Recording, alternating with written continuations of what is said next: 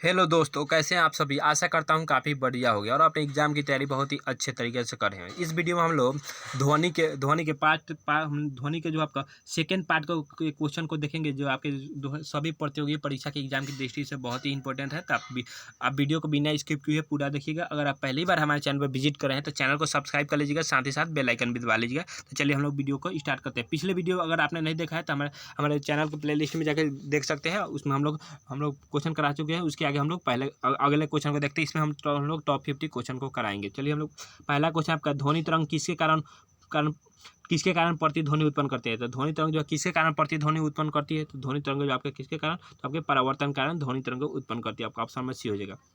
अगला क्वेश्चन देखते हैं। अगला क्वेश्चन आपका, एक व्यक्ति को अपनी प्रतिध्वनि सुनने के लिए परावर्तक तल से कितनी दूर होना चाहिए। तो हम बताएं कि एक व्यक्ति को अपनी प्रतिध्वनि सुनने के लिए परावर्तक सतह से कितना 17 मीटर होना चाहिए या 56 फुट होना चाहिए। आपका ऑप्शन में इसका कहा जाएगा सी हो जाएगा, 17 मीटर या 56 फुट। ये कैसे है, बस इसमें चेंज देखिए। 17 मीटर मतलब कहता है 17 मीटर हो गया। 1 मीटर बराबर कितना होता है, तो 1 मीटर बराबर 37 इंच होता है। बस इसको मीटर को इंच में बदलिएगा, फीट में बदलिएगा, क्या हो जाएगा आपका 56 फीट हो जाएगा। आपका ऑप्शन में इसका हो जाएगा, क्या हो जाएगा आपका ऑप्शन में इसका बी हो जाएगा। अगला क्वेश्चन देखते हैं। अगला क्वेश्चन आपका, स्टेथोस्कोप ध्वनि किस परिघटना पर कार्य करता है। तो स्टेथोस्कोप ध्वनि जो आपके किस घटना पर कार्य करता है, तो आपके जो है तो आपके जो आपका किस पर, सॉरी, परावर्तन पर कार्य करता है। आपका ऑप्शन में क्या हो जाएगा, ए हो जाएगा, परावर्तन पर कार्य करता है। अगला क्वेश्चन देखते हैं। अगला क्वेश्चन आपका, प्रतिध्वनि तरंग डैश के कारण उत्पन्न होती है। तो प्रतिध्वनि तरंग किसके कारण उत्पन्न होती है। तो प्रतिध्वनि तरंग आपके परावर्तन के कारण उत्पन्न होती है। आपका ऑप्शन में इसका क्या हो जाएगा, बी हो जाएगा। अगला क्वेश्चन देखते हैं। अगला क्वेश्चन आपका, सोनार अधिकांशतः प्रयोग में लाया जाता है। सोनार अधिकांशतः किसके द्वारा प्रयोग में लाया जाता है। तो सोनार जो अधिकांशतः हम लोग नौचालकों द्वारा प्रयोग में लाया जाता है, जिसके कारण सोनार से क्या होता है, पराश्रव्य ध्वनि तरंग। सोनार हो गया, सोनार से क्या करता है, नौचालक पराश्रव्य ध्वनि तरंग उत्पन्न करता है, जिसके कारण क्या होता है, ध्वनि तरंग एक नियत चाल से चलते हुए जाता है और वापस आ जाता है, जिसके कारण क्या होता है, नौचालक पता लगा लेते हैं कि आगे रास्ता साफ है या कुछ भी चीज़ है, तो ये वही हो जाएगा, नौचालकों द्वारा प्रयोग में लाया जाता है। अगला क्वेश्चन देखते हैं। अगला क्वेश्चन है आपका, अगला क्वेश्चन दिया गया है यहाँ पे, अनुरणन काल और तथा हॉल के आयतन के बीच संबंध के प्रतिपादन किसने किया था। अनुरणन काल तथा हॉल के बीच आयतन के संबंध में प्रतिपादन किसने किया था। तो आपके जो सेबिन ने किया था। ऑप्शन में सी हो जाएगा, सेबिन ने किया था। अगला क्वेश्चन देखते हैं। अगला क्वेश्चन आपका, गुंजहीन हॉल का अनुरणन काल कितना होता है। तो गुंजहीन कहने का मतलब जिस हॉल में क्या होगा, गुंज उत्पन्न नहीं होगा, उसका अनुरणन काल कितना होगा। तो आपका जो होगा शून्य होगा। ऑप्शन नंबर इसका क्या हो जाएगा, शून्य होगा, ऑप्शन नंबर। अगला क्वेश्चन देखते हैं। अगला क्वेश्चन है आपका, जब सेना पुल को पार करती है तो सैनिक को कदम से कदम मिलाकर ना चलने के निर्देश दिए जाते हैं। कारण क्या है, तो देखिए, जब सेना पुल को पार कर रहा है ना, तो देखिए अगर उसका अपना कदम से कदम मिलाकर चलेगा ना, तो क्या होगा, तो उसके कदम से कदम मिलाकर ना, तो पराश्रव्य ध्वनि तरंग उत्पन्न होगा, जिसके कारण क्या होगा, पुल टूटने का खतरा रहेगा। तो वही कारण है। तो क्या होता है, पैरों से उत्पन्न ध्वनि का अनुनाद के कारण क्या होता है, पुल टूटने का खतरा होता है। मतलब अनुनाद उत्पन्न होगा, मतलब पराश्रव्य ध्वनि तरंग निकलेगा, अनुनाद उत्पन्न होगा, पुल टूटने का खतरा रहेगा। इसलिए जो कहा जाता है कदम से कदम मिला के ना चला जाए। मतलब क्या, नियम का ज़्यादा पालन ना किया जाए वहाँ पे, ना तो पुल टूट जाएगा तो सारे लोग गिर जाएंगे। आपका ऑप्शन में इसका क्या हो जाएगा, बी हो जाएगा। अगला क्वेश्चन देखते हैं। अगला क्वेश्चन आपका, हम रेडियो की घंटी घुमाकर विभिन्न स्टेशनों में कार्यक्रम को सुन सकते हैं। इसका कारण क्या है। तो हम रेडियो घंटी घुमाकर उसके क्या करते हैं, हम लोग कार्यक्रम को सुन सकते हैं। किसके कारण होता है, तो आपका हो जाता है अनुनाद के कारण होता है। ऑप्शन में इसका क्या हो जाएगा, अनुनाद के कारण। अगला क्वेश्चन देखते हैं। क्वेश्चन नंबर 60 है, कहा जाता है कि जब तानसेन गाता था तो खिड़की की कांच या कांच की गिलास जो आपके टूट जाती थी। यदि यह संभव हो तो वो किसके कारण है। मतलब कहने के बाद, जब तानसेन गाता था ना, तो कांच का जो और खिड़की बंद होता था तो खिड़की टूट जाता था, या कागज कुछ लगा होता था, सारे चीज़ फट जाते थे। किसके कारण होता था, तो अनुनाद के कारण होता है, क्योंकि वो ऐसा बेसुरा गीत करता था कि उसका अनुनाद अधिक हो जाता था, जिसके कारण वो कांच टूट जाता था। अगला क्वेश्चन देखते हैं। अगला क्वेश्चन आपका, जब हम जल के नीचे सुराही भरने के लिए रखते हैं, तो जैसे जैसे सुराही भरती जाती है वैसे वैसे कहते हैं ध्वनि की जो है सुनाई देती है, अलग अलग मतलब सुनाई देती है विशेष प्रकार की। वो किसके कारण होता है, तो वो भी जो आपका अनुनाद के कारण होता है। जब ध्वनि भरते जाता है तो उसका आवाज़ जो आपका चेंज होते जाता है, सॉरी, मतलब पानी जब भरते जाएगा तो उसका ध्वनि का होगा, आवाज़ जो है चेंज होते जाता है। अगला क्वेश्चन देखते हैं। अगला क्वेश्चन आपका, रेडियो का समस्तरण स्टेशन का उदाहरण है। रेडियो का समस्तरण स्टेशन का उदाहरण क्या है, तो उसका स्टेशन का उदाहरण जो आपका अनुनाद है। आपका ऑप्शन में इसका हो जाएगा, बी हो जाएगा, अनुनाद हो जाएगा।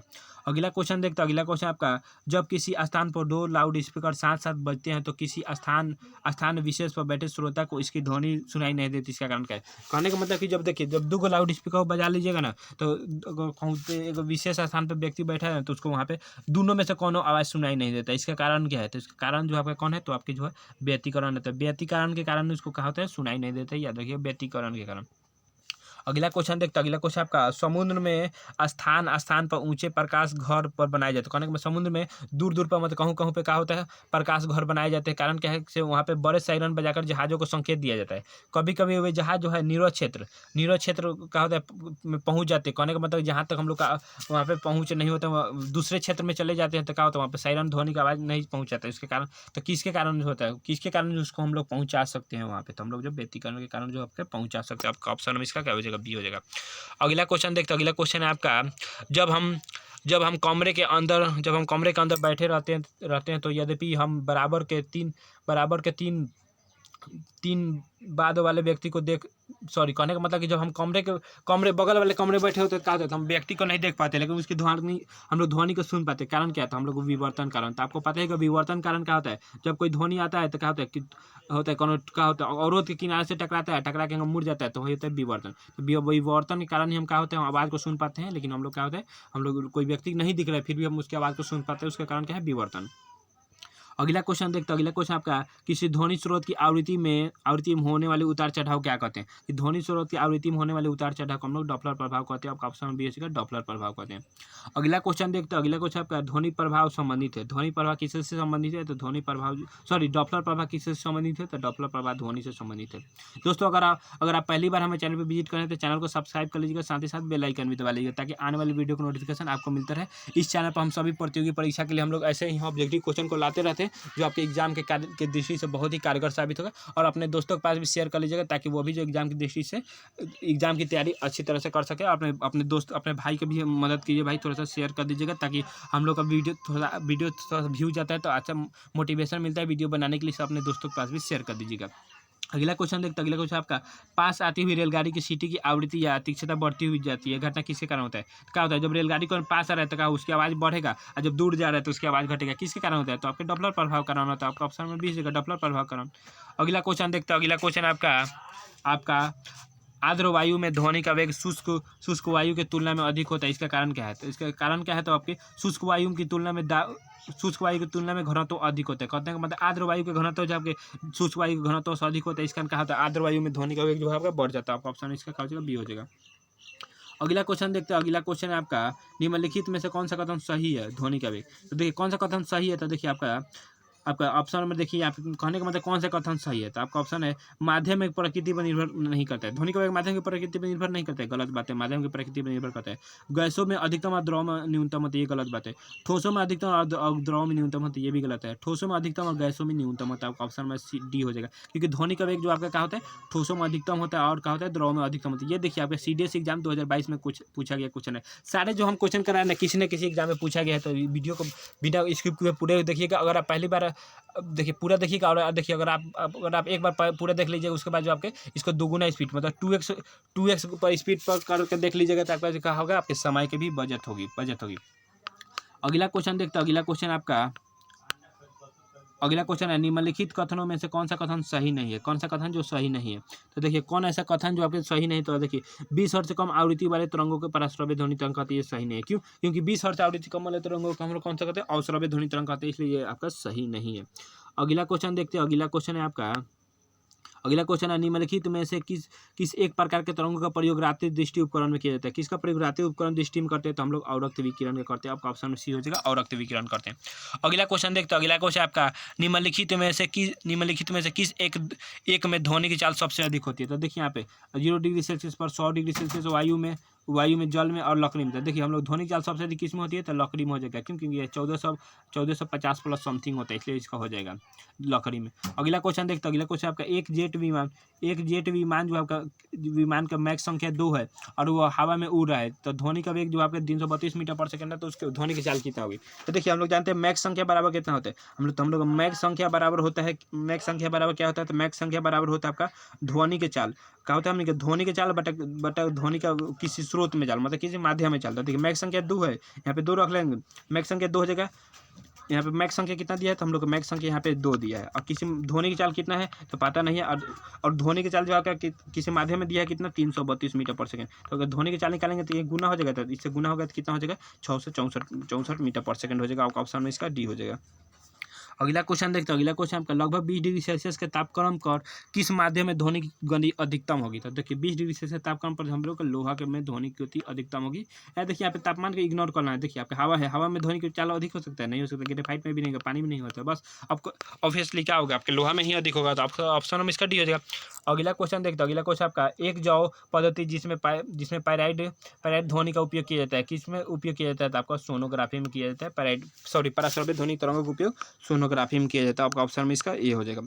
अगला क्वेश्चन देखते हैं। अगला क्वेश्चन आपका ध्वनि तरंगे शून्य में संचरित नहीं हो सकती। ध्वनि तरंगे शून्य में संचरित नहीं हो, कौन ऐसी तरंगे है जो कौन ऐसी तरंगे जो आपके शून्य में संचरित नहीं हो सकती। हम लोग जानते हैं कि प्रकाश तरंगे शून्य में संचरित हो जाता है, लेकिन ध्वनि तरंगे जो आपके शून्य में संचरित नहीं होती है। आपका ऑप्शन में इसका क्या हो जाएगा, सी हो जाएगा। अगला क्वेश्चन देखते हैं। अगला क्वेश्चन आपका यदि VA, VW और VS, यदि वायु की चाल का है VA, ध्वनि की चाल VW है, वाटर है मतलब इस्पात का है S है, इसमें ध्वनि का वेग का क्रम बताना है। तो हम लोग जानते हैं कि सबसे अधिक ध्वनि का वेग किस में होगा, इस्पात में होता है। इस्पात को किस VA से दर्शाया गया है, तो देखिए यहाँ पे VA सबसे अधिक है, और सबसे अधिक किस में होगा, इसमें वायु में होगा, तो वायु में VA है। तो यहाँ पे देखिए VA कम है, फिर वाटर है, फिर इस्पात है। आपका ऑप्शन में इसका क्या हो जाएगा, ए हो जाएगा। सबसे अधिक ध्वनि चाल इस्पात में होता है, याद रखिएगा, तो हो जाएगा आपका ऑप्शन में क्या हो जाएगा, ए हो जाएगा। अगला क्वेश्चन देखते हैं। अगला क्वेश्चन आपका ध्वनि तरंगे किस माध्यम में चल नहीं सकती है। तो हम लोग को पता है कि ध्वनि तरंगे जो आपकी निर्वात में नहीं चल सकती। आपका ऑप्शन में डी है, ध्वनि तरंगे निर्वात में नहीं चल सकती। अगला क्वेश्चन देखते हैं। अगला क्वेश्चन आपका वह उपकरण जो ध्वनि तरंग की पहचान अथवा रिजुरेखियों के लिए प्रयोग किया जाता है वो क्या कहलाता है। वह तरंग जो ध्वनि तरंगों की पहचान के लिए प्रयोग में किया जाता है वो कौन ऐसा तरंग होता है, तो आपकी ध्वनि वो कौन सा होता है, सोनार होता है। आपका ऑप्शन में इसका बी हो जाएगा। अगला क्वेश्चन देखते हैं। अगला क्वेश्चन आपका श्रव्य ध्वनि तरंगों की तुलना में पराश्रव्य ध्वनि तरंगें होती है, तो कहा होती है आपकी उच्च आवृत्ति की होती है। आपका ऑप्शन में क्या हो जाएगा, बी हो जाएगा। श्रव्य ध्वनि की तुलना के में कहा होता है पराश्रव्य ध्वनि तरंग का होता है उच्च आवृत्ति की होती है। आपका ऑप्शन में बी हो जाएगा। अगला क्वेश्चन देखते हैं। अगला क्वेश्चन आपका इको साउंडिंग का प्रयोग किया जाता है। इको साउंडिंग का प्रयोग कहाँ पे किया जाता है, इको साउंडिंग का उपयोग जो हम लोग गहराई मापने में किया जाता है। अब इको साउंडिंग यहाँ पे समझ लीजिएगा तो आपको आंसर पता चल जाएगा। लेकिन इको साउंडिंग क्या है, इको साउंडिंग मतलब क्या होता है, सोनार होता है। सोनार हो गया, सोनार मतलब समझ गया। सोनार का प्रयोग कहाँ पे किया जाता है, समुद्र की गहराई मापने के लिए, वही हो जाएगा। इको साउंडिंग का प्रयोग क्या होता है, समुद्र की गहराई मापने के लिए किया जाता है। अगला क्वेश्चन देखते हैं। अगला क्वेश्चन आपका एकॉस्टिक विज्ञान है। एकॉस्टिक विज्ञान क्या है, एकॉस्टिक विज्ञान कौन सा है, तो आपकी जो है ध्वनि से संबंधित है। आपका ऑप्शन बी है, ध्वनि से संबंधित है। अगला क्वेश्चन देखते हैं। अगला क्वेश्चन है आपका मनुष्य के लिए मानव ध्वनि का श्रवण सीमा कितना होता है। मनुष्य के लिए मानव के ध्वनि स्तर कितना होता है, तो हम लोग मनुष्य के लिए मानव का ध्वनि स्तर कितना होता है, तो हम लोग का 60 डेसिबल होता है। 60 डेसिबल तक हम ध्वनि को एकदम अच्छा से सुन पाते हैं। उसके अलावा जो है सुनने में थोड़ा दिक्कत होता है। अगला क्वेश्चन देखते हैं। अगला क्वेश्चन आपका निम्नगमन वस्तु का पता लगाने के लिए प्रयोग किए जाने उपकरण क्या कहते हैं, तो हम लोग निम्नगमन वस्तुओं का पता लगाने के प्रयोग किए जाने उपकरण को हम लोग क्या कहते हैं, सोनार कहते हैं। आपका ऑप्शन में इसका बी हो जाएगा। अगला क्वेश्चन देखते हैं। अगला क्वेश्चन आपका मेघ गर्जन सुनने पर व्यक्ति का मुंह खुल जाता है, क्यों, कारण क्या है, तो देखिए मेघ गर्जन जब हम सुनते हैं तो व्यक्ति का मुंह खुल जाता है, कारण क्या है, तो दोनों कानों के कर्णपटल पर वायु का दाब बराबर करने के लिए उसका खुल जाता है। आपका ऑप्शन में इसका हो जाएगा, बी हो जाएगा। अगला क्वेश्चन देखते हैं। अगला क्वेश्चन आपका वायु के तापमान में परिवर्तन से ध्वनि का निम्नलिखित में से कौन सा प्रभावित होता है, तो वायु के तापमान में परिवर्तन से कौन सा परिवर्तित होता है, तो इसका क्या हो जाएगा, इसका ऑप्शन में इसका सी हो जाएगा। तो क्या होता है, उसका आवृत्ति परिवर्तित होता है। वायु के तापमान में परिवर्तित होने से परिवर्तन से ध्वनि की जो है आवृत्ति में परिवर्तन होता है। ऑप्शन में इसका क्या हो जाएगा, सी हो जाएगा। अगला क्वेश्चन देखते हैं। अगला क्वेश्चन आपका ध्वनि तरंग वह गुण जिससे ध्वनि के तरत्व निर्धारित होता है वो क्या कहलाता है। ध्वनि तरंग वह जिसके ध्वनि के तरत्व निर्धारित होता है वो क्या कहलाता है, तो वो आपके कहलाता है वहाँ पे आवृत्ति कहलाता है। आपका ऑप्शन में क्या हो जाएगा, ए हो जाएगा, आवृत्ति कहलाता है। अगला क्वेश्चन देखते हैं। अगला क्वेश्चन आपका निम्नलिखित में से कौन सा एक कथन है जो ध्वनि के बारे में सही नहीं है। निम्नलिखित में कौन ऐसा कथन है जो आपके ध्वनि के बारे में सही नहीं है, तो देखिए यहाँ पे प्रकाश की चाल की तुलना में ध्वनि इनमें से कौन सा निम्नलिखित में से कौन सा कथन एक जो है ध्वनि के बारे में सही नहीं है। कौन ऐसा कथन है जो ध्वनि के बारे में सही नहीं है, तो देखिए आपके जो है ध्वनि की चाल की तुलना में प्रकाश की चाल की तुलना में ध्वनि चाल धीमे चाल से चलता है, ये सही बात है। शुष्क वायु की तुलना में आर्द्र वायु में ध्वनि की चाल तीव्रता अधिक होती है, ये भी सही बात है। लेकिन देखिए ध्वनि तरंग जो अनुप्रस्थ होती है ये गलत बात है, इससे हो जाएगा आपका कौन सही नहीं है, तो आपका ऑप्शन में क्या हो जाएगा, यहाँ पे सी सही नहीं। ध्वनि तरंग क्या है, क्योंकि ध्वनि तरंग जो आपकी अनुदैर्घ्य होती है। आपका ऑप्शन में क्या हो जाएगा, ध्वनि तरंग अनुप्रस्थ है, ये गलत बात है, मतलब ये सही नहीं, इसलिए इसका ऑप्शन में इसका क्या हो जाएगा, सी हो जाएगा। अगला क्वेश्चन देखते हैं। अगला क्वेश्चन आपका ध्वनि तरंग के परिक्रमण के संबंध में निम्नलिखित में कौन सा कथन सही नहीं है। ध्वनि तरंग के परिक्रमण के संबंध कौन सा कथन सही नहीं है। तो देखिए ध्वनि तरंग जो आपके निर्वात से गुजर सकती है, ये सही नहीं है। इसका ऑप्शन नंबर कहा जाएगा डी हो जाएगा। ध्वनि तरंग जो है निर्वात से नहीं गुजर सकती है। अगला क्वेश्चन देखते हैं। अगला क्वेश्चन आपका 25 डिग्री सेल्सियस या 77 फ़ारेनहाइट पर अशुद्ध जल में ध्वनि की अनुमानित गति कितनी होती है। तो ध्वनि की अनुमानित गति जो आपकी 1498 मीटर पर सेकंड होती है। आपका ऑप्शन में इसका हो जाएगा डी हो जाएगा। अगला क्वेश्चन देखते हैं। अगला क्वेश्चन आपका ध्वनि तरंगों का वह गुण जिससे ध्वनि का तरत्व निर्धारित होता है वो उसकी आवृत्ति क्या होगी। सॉरी, वह ध्वनि के किसके कारण होता है। ध्वनि तरंगों का वह गुण जिसके कारण हम ध्वनि के तरत्व निर्धारित होती है किसके कारण होती है। तो आपकी आवृत्ति के कारण निर्धारित होती है। आपका ऑप्शन में क्या हो जाएगा, ए हो जाएगा, आवृत्ति के कारण निर्धारित होती है। अगला क्वेश्चन देखते हैं। अगला क्वेश्चन आपका पुनरावृत्ति परावर्तन के कारण किसी बड़े स्टॉल की सृजित करने की ध्वनि बनी होती है। इस घटना क्या करते हैं। पुनरावृत्ति परावर्तन के कारण किसी बड़े हॉल के सृजित की ध्वनि बनी होती है। किसके कारण, किसके लिए बनी होती है। तो आपकी जो आपकी अनुरणन के लिए बनी होती है। आपका ऑप्शन नंबर इसका हो जाएगा अनुरणन। अगला क्वेश्चन देखते हैं। अगला क्वेश्चन आपका निम्नलिखित में से कौन ध्वनि तरंगों की आवृत्ति की इकाई नहीं है। कौन है ध्वनि तरंगों की आवृत्ति की इकाई नहीं है। देखिए यहाँ पे ध्वनि तरंग की तीव्रता नहीं कर रहा है, आवृत्ति कर रहा है। हम लोग जानते हैं कि ध्वनि तरंग की आवृत्ति क्या होता है, प्रति सेकंड होता है, हर्ट्ज होता है, प्रति मीटर भी होता है। लेकिन डेसिबल जो आपकी ध्वनि की तीव्रता की इकाई होता है, ध्वनि की आवृत्ति की इकाई नहीं होता है। इसका इसलिए इसका हो जाएगा ऑप्शन में हो जाएगा ध्वनि की तीव्रता की आवृत्ति इकाई नहीं है। कौन है, तो आपकी डेसिबल इकाई नहीं है। अगला क्वेश्चन देखते हैं और इस वीडियो का लास्ट क्वेश्चन है। विस्बंद एक ऐसी परिघटना है जो तब घटित होती है जब ध्वनि तरंगों की आवृत्ति क्या होता है। जब निस्बंद एक ऐसी घटना है जब तब घटित होती है जब ध्वनि तरंग आवृत्ति लगभग दोनों इसका होती है समान होती है। आपका ऑप्शन में इसका हो जाएगा डी हो जाएगा। कैसा लगा वीडियो में कमेंट में जरूर बताएं। अगर आप पहली बार हमारे चैनल पर विजिट करें तो चैनल को सब्सक्राइब कर लीजिए, साथ ही साथ बेल आइकन भी दबा लीजिएगा और अपने दोस्तों के पास भी शेयर कर लीजिएगा ताकि वो भी जो आपकी प्रतियोगी परीक्षा की तैयारी अच्छे से कर सके। आज के वीडियो में बस इतना ही।